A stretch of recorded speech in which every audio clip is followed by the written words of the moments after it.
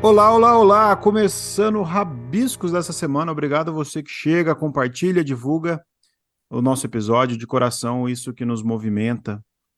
Quero pedir, se você estiver ouvindo a gente pelo Spotify, dá aquelas 5 estrelinhas marotas, é de graça, rapidinho, não custa nada e ajuda a gente pra caramba. Se você está ouvindo a gente pelo Deezer, pelo Amazon Podcast, pelo iOS, favorita também nosso canal, que ajuda bastante. Quem está chegando no programa agora, quero convidar para conhecer os outros episódios do Rabiscos. Os dois últimos estão sobremaneira incríveis. Eu bati um papo com a talentosíssima Jéssica Balbino. Falamos sobre o seu livro novo, Gasolina e Fósforo. Falamos sobre gordofobia, sobre como isso afeta o dia a dia dos corpos dissidentes. E no último episódio, eu falei com o premiado autor Rafael Galo, vencedor do prestigiado prêmio José Saramago, com seu livro Dor Fantasma. Então é isso, se você chegou por aqui agora, deixo o meu sincero convite para conhecer mais o nosso trabalho e para conhecer também os episódios passados. Abro os olhos, não vejo mais meu pai, não ouço mais a voz do meu pai. Estou só, estou simples, não como essa poderosa voz da terra com que me estás chamando, pai, porque as cores se misturam em teu filho, e a nudez e o despojamento não se fizeram em seu canto, mas, simples por só acreditar que com meus passos incertos eu governo amanhã, feitos bandos de andorinha nas frondes do ingazeiro.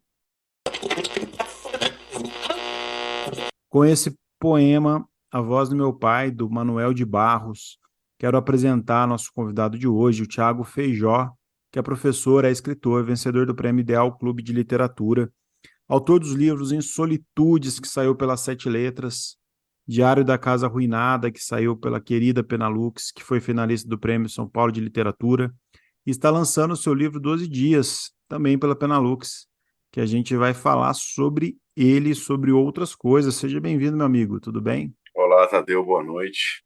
Tudo bem? Como vai? Prazer. Prazer tê-lo aqui, cara. Antes da gente começar, quero dar um panorama sobre o seu excelente livro 12 Dias, que a gente vai falar dele hoje.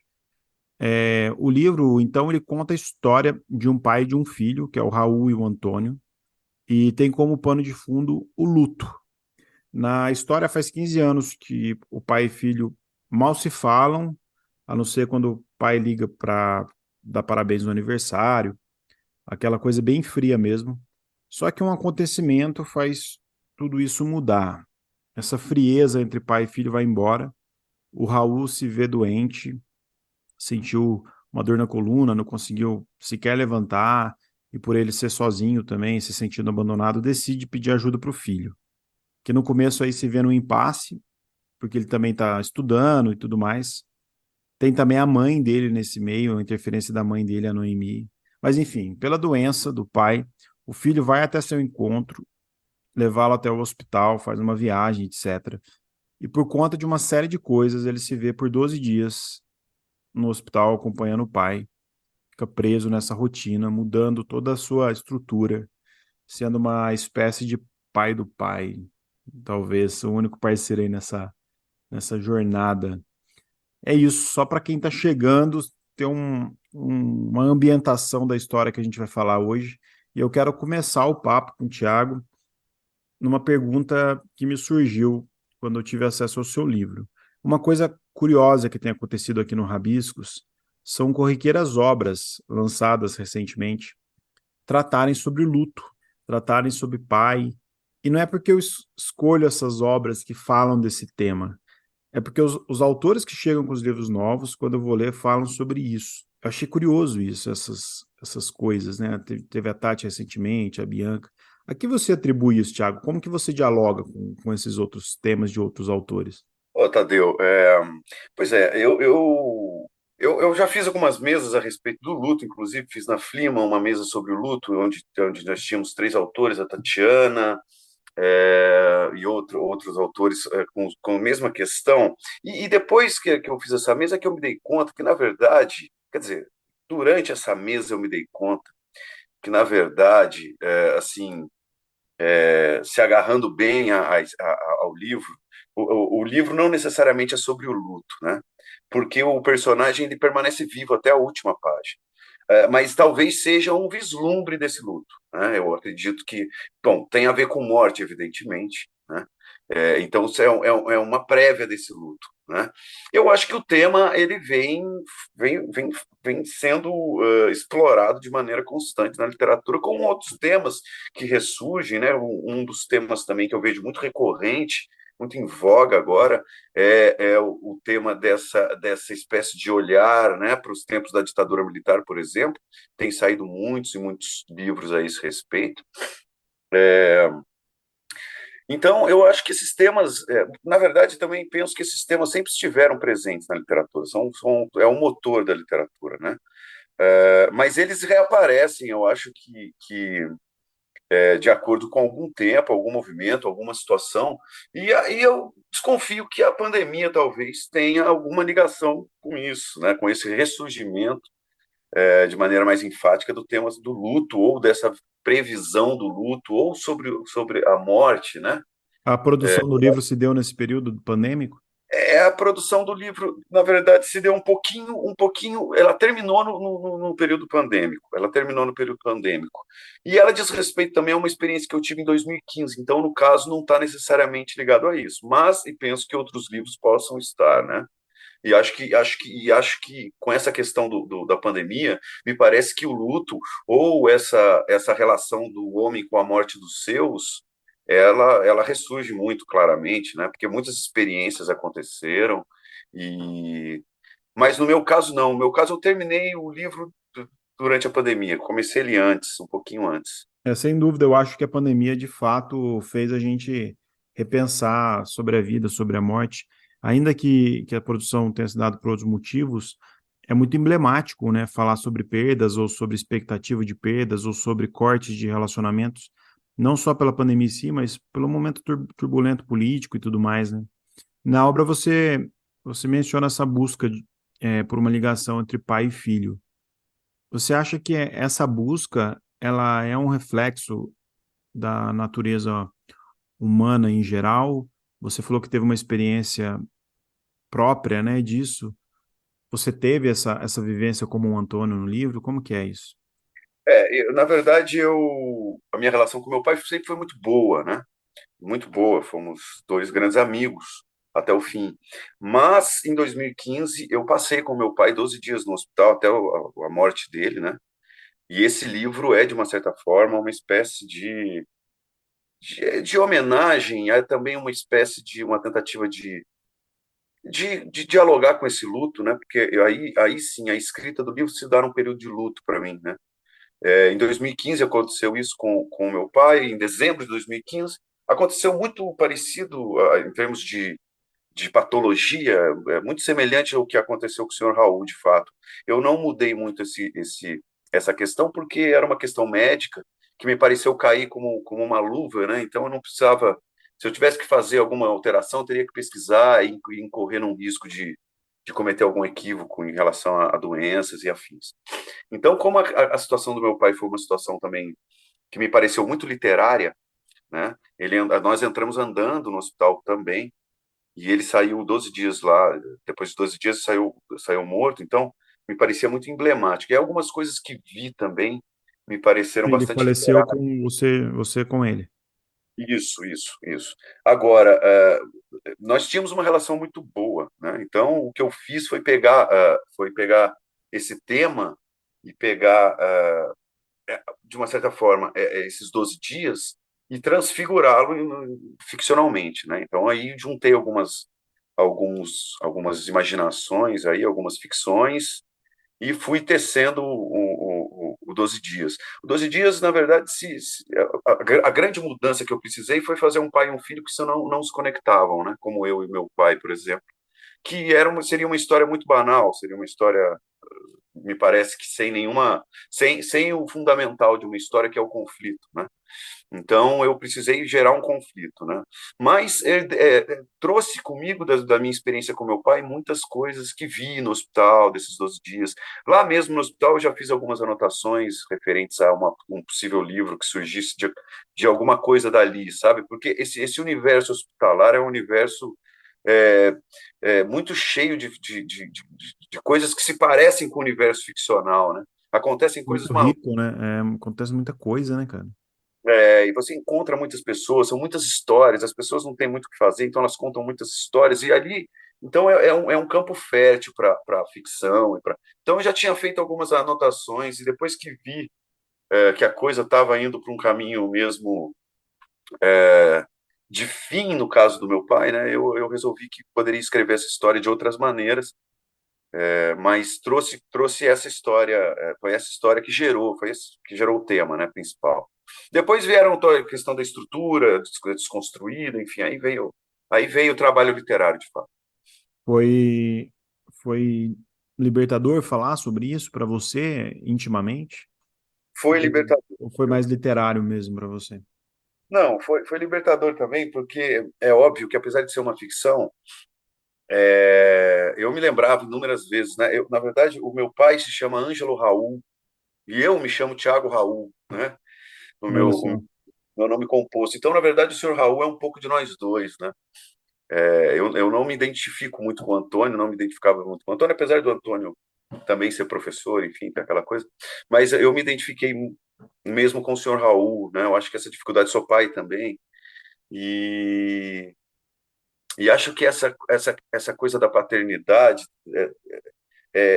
eu acho que é muito mais plausível se discutir essa questão da paternidade, né, do que da maternidade. A maternidade parece que não tem tantos exemplos, é óbvio que existe, mas não tem tantos exemplos dessa ausência, desse abandono afetivo completo, né? A paternidade, sim, ela já padece desse mal há muito tempo, e muitas pessoas me se relatam, que se identificam comigo. Eu encontrei hoje, esses dias mesmo, uma menina que foi surpreendente, porque ela disse que se via em muitas ocasiões na relação com o pai dela, então me pareceu que aquilo era um tema caro, né? Eu acho que tocar nessa ferida da paternidade, da ausência da paternidade, tocar nessa ferida do que é importante e de como os minutos finais tornam as coisas ainda mais emergentes, né, e emergenciais, necessárias.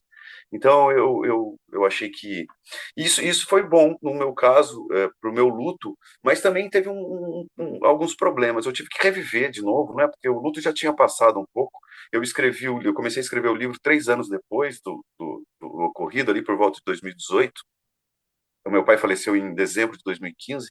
Então, retomar tudo aquilo de novo e algumas cenas que são muito fiéis a algumas coisas que vi no hospital, me trouxeram também a lembranças e, né, uma revisão de tudo aquilo. Então, foi bom porque me libertou de algumas coisas, mas também eu tive que passar de novo por um luto revivido, vamos dizer assim. E com as releituras e com os escritos todos, né? Cara, você falou que é pai, né? Você tem um filho, uma filha? Eu tenho uma filha de 16 anos. Uma filha de 16 anos. Quando você fala do seu pai, e fala de um jeito muito afetivo, né? E dentro desse encontro que você teve, desse impacto que você teve ao compor a história, você tá falando da ótica do filho, né? E na ótica do pai, você falou que se reverberou, que se de certa forma fez você também mudar um pouco como pai, porque eu sei que escrever um livro é uma coisa muito densa, você mergulha muito, você está numa outra estrutura, e por algum momento você se enxergou como o pai que eventualmente poderia ou poderá um dia estar nos momentos finais e sua filha do lado, e essa relação que você tem nutrida com ela, né, ainda mais com a cidade. É, eu acho que a minha relação com o senhor Raul, o personagem, e aquilo que enxerguei nele, que poderia existir em mim, né? É mesmo essa incapacidade, né, de se aproximar do filho. Então, quer dizer, não que eu tenho uma relação também muito boa com a minha filha, ainda bem, graças a Deus, eu não tenho nenhum desses problemas que o senhor Raul teve no livro, né? Mas, de uma certa forma, construir essa personagem, trazê-la assim para o livro, me fez, evidentemente, refletir sobre esse cuidado, né, para que eu não venha um dia a me colocar nessa situação. E não só isso também, porque há muitas. A questão do senhor Raul não é só um abandono, né? O senhor Raul também padece de outros males, né? Ele tem uma questão de separação dos filhos, né? Quer dizer, ele tem uma filha que ele se apegou muito, um filho que ele abandonou. Ele tem um narcisismo muito claro, muito evidente. Ele padece de alguns sintomas aí característicos do machismo. Então, o Sr. Raul é um personagem para se espreitar, né? Para se perscrutar de perto, no intuito de evitar se tornar uma pessoa assim, né? Eu acho que é daqueles personagens que mexem bastante com as pessoas. Eu também, sempre que ouço relato de leitores, a maioria vem me falar, principalmente o Sr. Raul. Né, é o personagem sem sombra de dúvidas, apesar do Antônio ser, talvez, ali também dividir com ele o palco na questão do protagonismo. O Sr. Raul é, sem dúvida, o personagem que mais mexe com as pessoas em todos os sentidos, tanto num sentido assim negativo, né? Quanto também no sentido de fascínio, sabe? Por uma questão também de sinceridade extrema, por uma questão de um homem muito explosivo que compra os seus problemas, né? Que, que, que, que, que reconhece os seus defeitos, o que é também um pouco fascinante nesse tipo de gente. Qual, qual pai idoso você não quer ser? Olha, Tadeu, eu não quero ser um pai que não compreende seu filho, né? Que não aceita o seu filho, que não o compreenda, que não ame acima de tudo, né? Eu acho que primordialmente é isso. Acho que os grandes problemas da paternidade vêm de encontro a essa incapacidade de compreendermos, né? De aceitarmos também o que tiver que vir de lá, né? O que tiver que ser do seu filho, da sua filha, que a gente que não passe por um filtro nosso, né? Que seja da nossa experiência. Eu acho que os conflitos de gerações estão muito ligados a isso. As pessoas não querem que as decisões dos filhos passem pelo crivo deles e pelo filtro deles, que já não é mais quer dizer, que não diz respeito à vida daquele indivíduo, né? Diz respeito à nossa vida. Então eu não posso filtrar absolutamente, tomar as decisões por ele ou induzi-los a algumas decisões de acordo com a minha experiência de vida, que a minha é minha, e eu tenho que tomar as minhas decisões de acordo com isso, né? E a gente vê, tanto que a intolerância em relação a tudo sobre os filhos, né? A própria sexualidade, né? A própria escolha de qualquer questão, de profissão, de relacionamentos, né? Tem muito pai, muita mãe que quer pôr o dedo ali, quer se envolver de uma maneira muito incisiva, severa. Então, eu acho que esse pai é que eu não quero ser. Eu quero ser um pai compreensivo, um pai capaz de aceitar, um pai capaz de amar, né? Plenamente. Acho que é esse pai que desejo ser. Cara, eu queria que você falasse um pouco do papel da, da Naomi, ou Naomi, como que você chama ela? E Noemi, Noemi, na é, história. Eu anotei errado, não tem Naomi, é Noemi. Na Noemi. história, o papel dela, dentro, não só da perspectiva de presença, né? Mas eu falo no sentido metafísico mesmo ali, né, nesse simbolismo que ela tem na história, quando interfere às vezes ali na relação deles. Eu acho que a Noemi é um contrapeso, né? Um contrapeso ela é lúcida, né? Em relação a um pouco a mente delirante do senhor Raul. Ela também é uma mãe bastante carijó, né? Assim, é uma mãe cuidadosa, uma mãe bastante que interfere da sua maneira também, não tão severamente, mas evidentemente que tem traços ali de uma mãe também que quer orientar um pouco o filho, né? Em alguns.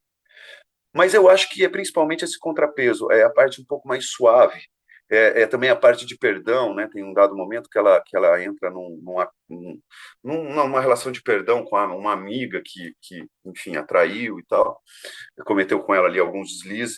Eu acho que a Noemi traz essa leveza e traz uma compensação de todo esse peso, né? Que carrega. Porque o Antônio também tem a sua carga de peso, né? O Antônio também não é um homem livre de vingança, de raiva, né?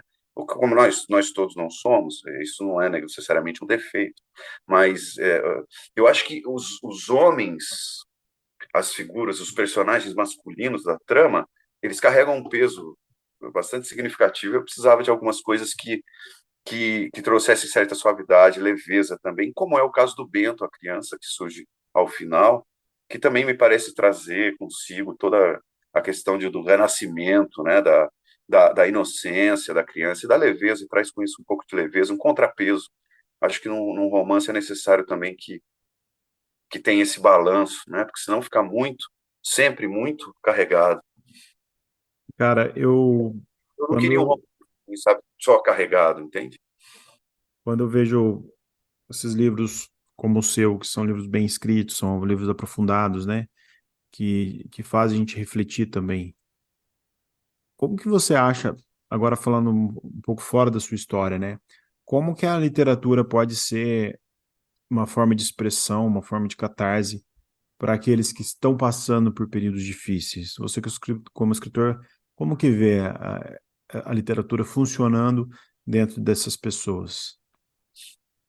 Poxa, Tadeu, olha, eu não sei se estou certo, não, mas eu como leitor agora, né, principalmente como leitor, a literatura, na verdade, ela foi um pouco a minha tábua de salvação, sabe, durante. Então eu tenho por essa pergunta sua aí uma coisa assim muito de crer com bastante fé de que a literatura é uma tábua de salvação de fato para muitos casos, né? Principalmente para aqueles que se entregam à leitura, né? Porque tem gente que realmente não lê e tal, mas quem lê, quem se entrega à leitura, é óbvio que faz de um livro a sua tábua de salvação em muitos momentos. Eu próprio me livrei ou tive esse auxílio da literatura em muitos momentos difíceis da minha vida, dos principais, na verdade, como foi o próprio caso do meu pai, né? Eu passei 12 dias com ele lá. Eu lembro do livro que me acompanhou, que foi O Grande Sertão, e foi um livro bacana porque não tinha nada a ver com aquela coisa hospitalar e era um livro longo, né? Era um livro muito longo. Eu tinha muito tempo para ler, tinha, enfim, estava muito acompanhando um doente que ficou na cama durante muito tempo. Então, a leitura sempre me salvou de muita É um coisa. dos meus livros favoritos da vida, inclusive. Também é o meu. O Guimarães é o meu autor predileto. Então eu levei o Grande Sertão, mas foi a minha primeira leitura dele, então eu estava bem encantado. É óbvio que tive que sair dele muitas vezes, né? Tive que abandoná-lo muitas vezes, abandoná-lo mesmo no sentido de não viver a história, mesmo quando não se lê, né? Porque a gente, quando fecha um livro, a gente fica ainda com a história. E como eu estava nessa situação com meu pai, às vezes a coisa se cortava, a ligação com o livro se cortava muito rapidamente, muito facilmente, porque algo mais urgente me chamava. Mas eu tenho a impressão que é isso. Eu acho que a literatura tem também essa questão, né, de ser uma cura, de ser uma ajuda, uma tábua de salvação, mas também pode não ser. Ela pode ser entretenimento, ela pode ser passatempo, ela pode ser tudo, pode ser pesquisa, enfim. Um livro tem muitas funções, né? Mas a que eu mais gosto, sem sombra de dúvida, é dessa entrega, desse mergulho. Gosto de navegar pelos rios do Guimarães, e já que estamos falando do Guimarães, gosto pelas matas, pelas sendas, né? Enfim. Pela... O, por mais que eu até entendo isso que você falou, né? Não tenha essa propriedade da literatura necessariamente ter que ser isso ou aquilo, né? Até porque se ela é literatura, ela não precisa de nada, né? Mas quando você aborda processo de morte, você passa uma perspectiva sobre um sentido de vida, né? Não tem jeito, né? Eu acredito que a gente tem no luto ou num caminho difícil que a gente está vivendo uma, uma renovação, né? E você faz isso, Thiago, não fica clichêsado, não fica aquela coisa de coach funcional, mas o verdadeiro sentido da renovação, que é a reflexão profunda e a autorreflexão, né? A autoanálise, né? Quando a gente tem acesso ao seu livro, é muito comum parar a leitura e dar uma pensada, assim, tipo, nossa, sei lá, desde que, onde que tá meu pai agora? Como que eu falei com meu pai da última vez? Como que eu falei com minha mãe a última vez? Eu que tenho uma relação maravilhosa com meus pais, mas eu moro longe deles, então a gente tem um contato pessoal mais, né, mais escasso e tal. Tenho irmãos, tenho sobrinhos, eu sou sozinho na minha cidade. Então, essa autorreflexão, ela tem um impacto muito grande, né? E esses livros contemporâneos que a gente falou no começo, de certa forma faz esse movimento, né? E marca uma geração nossa também. Porque nós somos a geração pós-pandemia, nós somos a geração que viveu a pandemia, produziu nisso, né, que refletiu a morte como nenhuma outra geração dos que estão vivos, a gente, né, vendo as mortes nas TVs, vendo os descasos tal com as mortes e tudo mais. E eu queria saber de você isso, assim, o que que te renova, o que que te coloca nos trilhos de novo, assim, como fazer desse momento difícil um momento bom. E por que que eu pergunto isso? Porque muitas pessoas chegam nos episódios do Rabiscos através das tags. Então, provavelmente alguém pode digitar luto e chegar nesse episódio e cair de paraquedas nesse episódio. E aí eu queria entender um pouco isso na sua perspectiva. Olha, Tadeu, eu não. Quando eu escrevi esse livro, e os outros também, os outros textos que escrevo, eu procuro sempre é, não legislar, nem tomar partido, sabe? E também não é uma coisa ensaística a respeito da moral e da ética dos personagens. Eu não acredito na moralização da literatura, né? Eu não acredito que a literatura não possa falar sobre isso, possa falar sobre aquilo, ou tenha que falar de maneira mais cuidadosa sobre determinado tema. Eu não acredito nisso, eu acredito que a literatura liberta dessas coisas. O que eu procuro fazer é contar uma história, apenas contar uma história, né? Porque a experiência com essa história dos leitores, aí cada um vai se guiar, né, de acordo com a sua bagagem, com as leituras que tem, com o desejo de encontrar naquele livro ou naquele personagem alguma coisa que ilumine, né? Eu não costumo ser o legislador da minha história, né? Eu não costumo nem julgar os meus personagens. Acredito que dá a eles a liberdade de cometer erros, de serem imorais, de serem antiéticos, enfim, permite que o leitor tire disso a experiência necessária que ele queira, né? E eu gosto de ler livros também que seguiem por esse caminho, né? Que não tenham medo que não tentem essa moralização, né? Que não tentem esse percurso talvez mais fácil, ou que não tentem ser extremamente didáticos sobre o seu tema, né? Eu acho que a gente escolhe um tema, escolhe uma história, tem uma história para contar, tem personagens, e aí você lança eles na página, e o leitor é que vai fazer a leitura dessas coisas, né? Que vai decidir o que acha certo, o que acha errado, ou os efeitos que aquela leitura traz, que aquele livro traz, que aquela movimentação de personagens traz. Então, eu prefiro sempre não ser o legislador das minhas histórias. Prefiro apenas escrevê-las. Já tenho, né, em mente o que pretendo construir, mas obviamente a experiência de cada leitor é única. E aí eles vão tirar as conclusões, vão determinar o que é bom, o que é ruim em cada livro, em cada personagem, o que não se deve fazer, as lições de um livro, né? Porque os livros guardam de fato muitas lições. A gente está num tempo agora de livros bastante engajados, né? Um tempo fértil também de livros bastante engajados, o que eu acho Sim. bastante interessante. Mas eles não podem, eu penso, caírem no erro de serem juízes desse tempo, né? Serem O que catequistas, né, o tempo todo. Exatamente, catequistas, muito boa palavra, isso mesmo. O que não pode ocorrer, me parece, é isso também numa visão de leitor, né? Na minha visão de leitor, quando eu pego um livro que me parece que o autor está muito, que o autor se abraçou a um personagem predileto e está caminhando com ele, aquilo me parece um pouco estranho.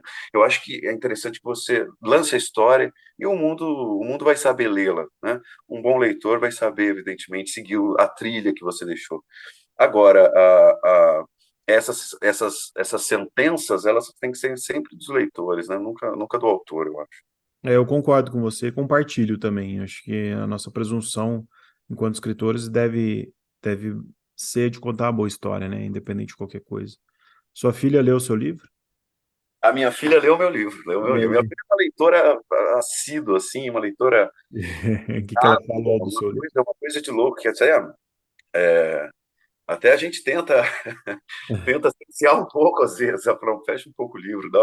Ela leu todos os meus livros, né? Já lê desde pequenininha. Alguns quer dizer, na verdade, o Diário da Casa Arruinada, que é o meu segundo livro, meu primeiro romance, tem uma homenagem a ela, tem uma personagem lá que uma menina pequena de 4 anos na época, né? Ela tinha 4 anos quando eu escrevi o livro, e é para ela o livro, dedicado a ela, a essa personagem que tem as manias dela. Então ela já quis começar a ler, né? Qual foi a personagem que foi inspirado nela. Então ela já começou a ler desde pequenininha e, enfim, É a leitura especial aí. Você falou do Diário da Casa Arruinada. Eu queria que você desse uma pincelada para a gente no caminho que o 12 Dias percorreu, né? Dentro da sua publicação. Você veio de Insolitudes, Diário da Casa Arruinada e esse livro que a gente está falando agora, 12 Dias. É, teve alguma espécie de diálogo entre eles? Eu queria que você falasse um pouquinho dos dois primeiros também. Não, não teve, Tadeu. Eu não costumo pensar. Eu penso cada um de maneira muito individual. O Em Solitudes é um livro de contos, né? De contos muito variados também, mas que são enfechados por essa coisa do insólito, do estranho. Todos eles guardam essa coisa do estranho em alguma instância, seja na própria narrativa, seja nos personagens, seja no espaço, seja no tempo, enfim, os elementos da narrativa. E em algum momento há uma coisa insólita, né, nos contos, mas são bastante variados. Inclusive, o livro, o Insolitudes, é dividido em duas partes, né, que é Insolitudes literárias e Insolitudes ordinárias, eu acho, eu não me lembro agora. Mas as três primeiras histórias são histórias do mundo literário, né? Então, numa primeira história, é um personagem que mata o próprio autor. Na segunda história, José é um escritor chamado José que encontra o fantasma do José Saramago no seu apartamento para ditar a ele o último livro que o Saramago não teve tempo de escrever. E assim por diante. O terceiro é um poema do Manuel Bandeira, que um poema tirado de uma notícia de jornal, né, de João Gostoso, que era carregador de feira livre no Morro da Babilônia. Eu descrevo a história desse homem, eu faço uma prosa desse poema do Bandeira, né? Então, são contos que estão relacionados à literatura. E os outros são contos que têm esse insólito, mas são um pouco ordinários, vamos dizer assim. E o Diário da Casa Arruinada é um romance que é bastante distinto do 12 Dias, trata de uma outra questão, mas também tem essa coisa familiar, sabe? Eu acho que o que aprendi um pouco nele foi principalmente essa questão da linguagem, do trabalho com a linguagem, né? Evitei um pouco exacerbar demais esse trabalho com a linguagem, fazer muitos experimentalismos que me parecem bastante carregados no Diário da Casa Arruinada, e aí aliviei um pouco no 12 Dias. Acho que houve uma evolução nesse sentido do trabalho da linguagem, eu gosto de pensar assim. Mas a temática também se distingue muito, porque, apesar de falar sobre família, o Diário da Casa Arruinada já tem uma outra estrutura, né? É um diário. Um diário de um homem encontrado num cofre, e é um cara que escreve os primeiros dias da ausência, da abstinência do cigarro, quando ele para de fumar, mas aquilo, na verdade, vai levar ele para outros caminhos. Então, me parecem livros bastante distintos. E os que venho escrevendo agora também são sempre muito distintos. Eu não gosto muito de repetir a dose, e gosto também de experimentar coisas diferentes em cada um, sabe? Essa coisa de desconstruir foi uma experiência que quis fazer no 12 Dias, porque achei que ele tinha como ele tem essa unidade de tempo muito definida, eu achei que essa brincadeira da desconstrução se daria muito, muito bem nele. E também viria de encontro a essa perturbação dos personagens, porque chega uma hora num hospital que você já não sabe mais em que dia está, já não sabe mais em que hora está, né? Já não sabe mais quanto tempo já passou por ali. Então, achei que essa lógica, nesse romance, funcionaria muito bem. Então, gosto um pouco disso, gosto de experimentar coisas diferentes, temas diferentes também, tanto que tenho escrito agora outras coisas que já não são mais desse núcleo familiar, né? Que não dizem mais respeito também tanto a questões éticas e morais, enfim, estão mais ligados Talvez à questão. é, a densidade e o existencialismo, talvez, seja um ponto convergente entre elas, mas não a história em si. Seria isso? Isso, sim, sim, com certeza, com certeza. Esses fatores, sim, eles se tocam, né, são tangentes, mas a história não, a própria linguagem não mais. Vem do É outra coisa. amadurecimento, a linguagem é natural, né? O amadurecimento de linguagem, de formas também, né? De momento, não sei. Exato, exato, é um pouco isso. Você que é professor também, e eu sempre gosto de perguntar isso para os professores, ou quando a pessoa é professora ou tá na academia de alguma forma. É, eu sei que que está numa sala de aula e vir de uma faculdade de letras, ela impõe a gente, às vezes, um tom criterioso maior, ou uma observação literária mais analítica, talvez. E eu sei que algumas pessoas se perdem um pouco quando vão contar uma história, talvez passando uma sensação de que está escrevendo mais para outros escritores do que para o público. E com o seu livro eu não senti isso, porque eu senti que é uma história bem contada e verdadeira dentro do que você se propôs, assim. Como que você faz essa triagem dentro de você, do contador de histórias e do professor, dentro dessa tonalidade crítica que pode surgir por você ter vindo da academia também? É, eu acho que é um pouco complicado às vezes, né? Eu percebo em mim que no começo eu comecei a escrever ali na faculdade, não? Na verdade, também um pouco. A faculdade me tolhia um pouco a literatura, me fez escrever outras coisas, né? Mas comecei a escrever literatura antes da faculdade e principalmente depois, e percebi que vinha um pouco contaminada exatamente por essa questão de da gente se debruçar muito sobre técnicas, né, sobre teoria literária, principalmente como analista, né? O curso não ensina você a escrever, mas ensina você a ler muito bem. Então você e conhecer um pouco das ferramentas, né? É, principalmente dos elementos fundamentais de uma narrativa. Então, vinha um pouco contaminado, e essa questão da linguagem também vinha um pouco contaminado, porque a época eu não lia muita literatura contemporânea, né? Eu lia mais os clássicos. Então você vem classicista, assim. Você vem querendo fundar uma espécie de neo-renascimento, né? Aí fica uma coisa um pouco. E foi principalmente no contato com os meus contemporâneos, passando a ler os meus contemporâneos, porque aí comecei a entrar nisso, né? E aí um pouco antes de publicar o meu primeiro livro, eu comecei a ler os primeiros. Eu me lembro que a mãe da minha filha me falou, pois, mas você precisa ler algum contemporâneo teu aí, né? Precisa para dar uma olhada, ver o que estão escrevendo e tal. E aí eu fui fazer essa busca. E aí O Lê acaba. Guimarães fala, não quero ler mais nada depois do Grande Sertão Veredas. Mas aí você vê que acabei que agora eu leio muito mais contemporâneos. Tenho que fazer força para ler aí alguns clássicos, ou alguns autores de outro país e tal. Porque fiquei viciado nisso, né? Você fica, porque você vê ecos, e aí você fica. E aí cresci muito em termos de me livrar um pouco desses preciosismos, principalmente preciosismo linguístico, sabe? Que a gente. O Diário da Casa Ruinada tem muito isso, tem um preciosismo linguístico. Eu tentava achar uma frase, sabe, que nunca foi escrita, aquela coisa toda. Você busca sempre uma coisa, você quer sempre aquela coisa de ser singular, né? Eruditismo, né? Aquela coisa. Exatamente.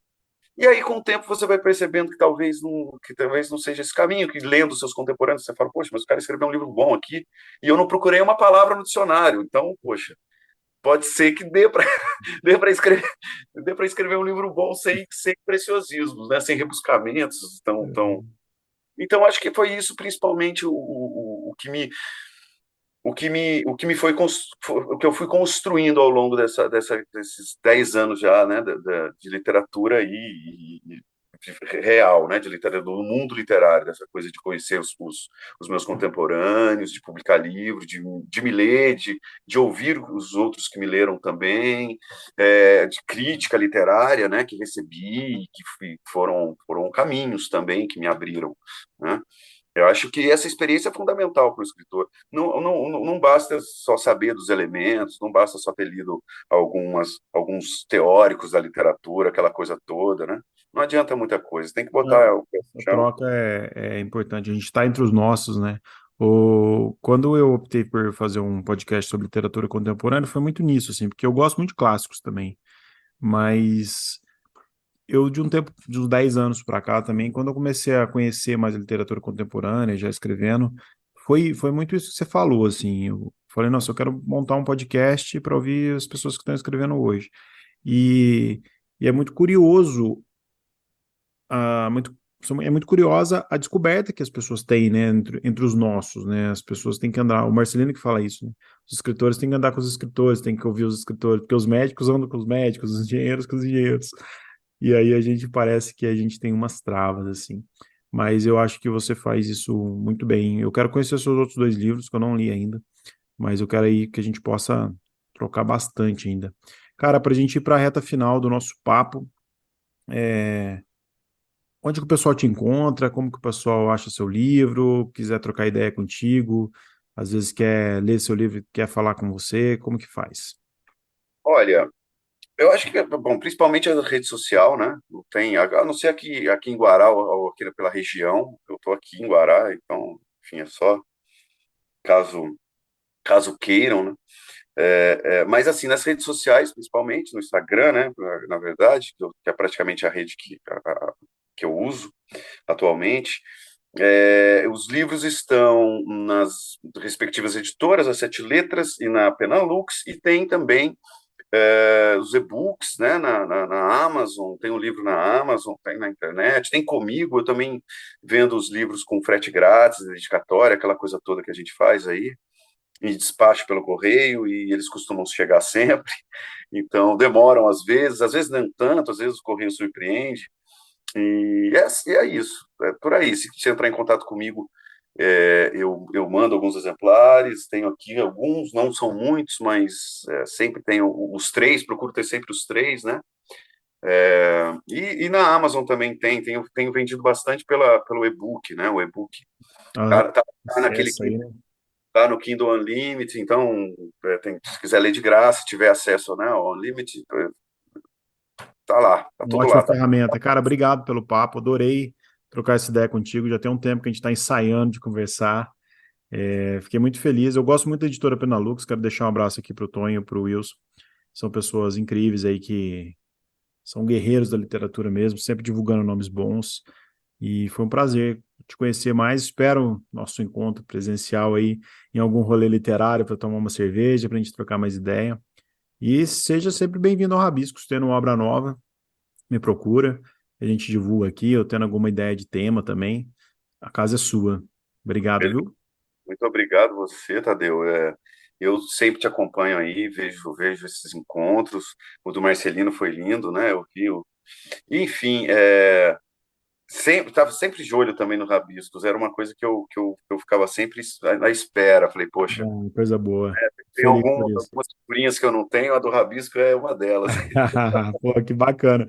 Fico feliz. E sinta-se em casa, então, sempre que quiser, só colar aqui com a gente. Obrigado, viu?